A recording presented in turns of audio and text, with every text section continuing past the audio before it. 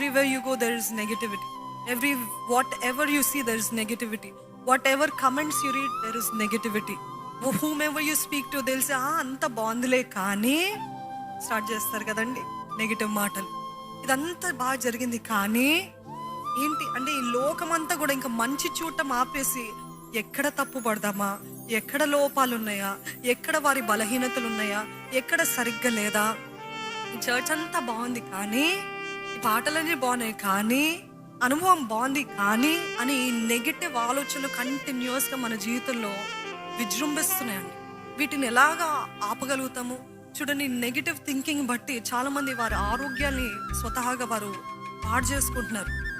ఇది ఒక సైకలాజికల్ది మాత్రమే కాదు కానీ ఇది ఒక స్పిరిచువల్ దాడి, స్పిరిచువల్ అపవాది అబద్ధాలు అని నమ్మాలండి. ఎందుకంటే అపవాదికి ఇంకో పేరు ఉంటుంది, ఎవరైనా చెప్పగలుగుతారా? అబద్ధాలకు